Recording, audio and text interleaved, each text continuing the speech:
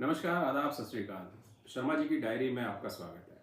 शर्मा जी की डायरी यानी कि वो सारे दस्तावेज़ जो मेरे दिल को छूते हैं और कहीं न कहीं उनकी एक खुशबू, उनका एहसास, उनकी छुअन आप तक भी पहुँचे, उसका प्रयास शर्मा जी की डायरी।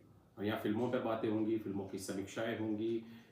मुझे खुद फ़िल्म देखने में पर्सनली कैसी लगती है, वो मेरी राय ज़रूर हो सकती है, लेकिन इस राय का आप तक भी विश्लेषण आए, ऐसी मेरी कोशिश है। और फिल्मों की बात नहीं, कभी सफ़र की बात होगी, कभी आसपास की दुनिया की बात होगी, कभी राजनीति सियासत की बात होगी। तो अलग अलग टॉपिक्स पर हम बात करेंगे और गुफ्तगू करेंगे। इस गुफ्तगू का नतीजा कुछ हो ना हो, लेकिन कहते हैं ना कि सफ़र की मंजिल कुछ भी हो, पर सफ़र खूबसूरत होना चाहिए। पड़ाव आते रहें, नए नए मोड़ आते रहें, आपका फीडबैक मिलता रहे, ऐसी मेरी गुजारिश दरख्वास्त आपसे रहेगी। तो आज शुरुआत करते हैं एक ऐसी फिल्म से जो शाज़िया इकबाल ने डायरेक्ट की है और चर्चा में भी रही है। हालांकि बिजनेस के लिहाज से बात करें तो इतना अच्छा टर्नओवर ये फिल्म नहीं ले सकी है। और तमाम छोटे बड़े शहरों में अलग अलग इसकी मिक्स रिएक्शंस आए हैं, क्योंकि दर्शकों का भी अलग अलग वर्ग है। मैं बात कर रहा हूँ उस फिल्म की जिसको नाम दिया गया है धड़क टू। और धड़क टू में जाहिर सी बात है एक तरह का सिक्वल भी ये माना जा सकता है, क्योंकि धड़क पहले जो आई थी उसके अलग अलग रिएक्शंस थे और उसमें भी काफ़ी बड़ी मल्टी स्टारर एक अच्छी फिल्म थी। लेकिन उसका रिस्पॉन्स जो रहा था उसके बाद एक बिल्कुल अलग कथानक के साथ इस फिल्म को दर्शकों तक लाया गया है। और इसके साथ काफ़ी बड़े नाम भी जुड़े हैं, कह सकते हैं कि रोमांटिक ड्रामा फिल्म है। और धर्मा प्रोडक्शंस, जी स्टूडियो, क्लाउड नाइन जैसे बड़े नाम इसके साथ, बिग नेम्स जो है इसके साथ जुड़े हैं। तो मुझे भी एक उत्सुकता हुई कि क्यों ना इसे देखा जाए। पहले दिन इस फिल्म को देखा और काफ़ी उत्साह था और उम्मीद भी थी कि धड़क टू अपने नाम के अनुरूप कहीं ना कहीं दिल की धड़कन को तेज करेगी, एक ऐसा एहसास देगी जो लंबे वक्त तक याद रहेगा। लेकिन जो याद रहा वो यही रहा कि फिल्म का ना धड़कना।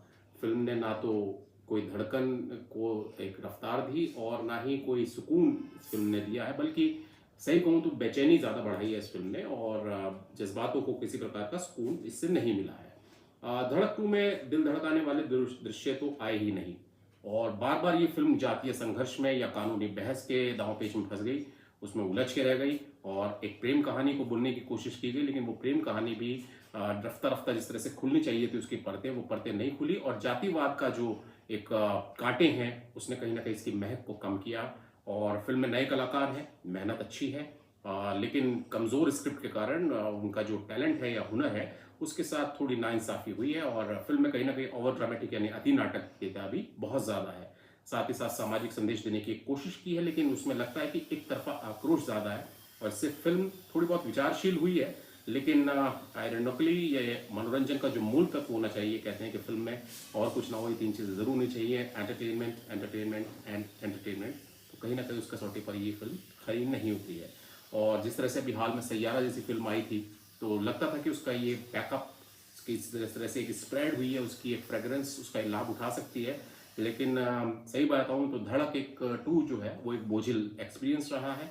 और कहीं ना कहीं दर्शक भी बेचैन रहे हैं, आखिरी दृश्य तक जो बैठे रहे वो बेचैन होकर निकले बाहर। और ईमानदाराना सलाह मेरी ये है कि यदि आप देख रहे हैं तो अगर आप किसी तरह से जज्बातों की गहराई देखना चाहते हैं, प्रेम की सादगी देखना चाहते हैं और कहानी में कोई सच्चाई देखना चाहते हैं, तो धड़क टू से ज़्यादा उम्मीद नहीं रखनी चाहिए। फिलहाल इस समीक्षा के साथ हम आज की इस डायरी का पहला पेज खोल रहे हैं।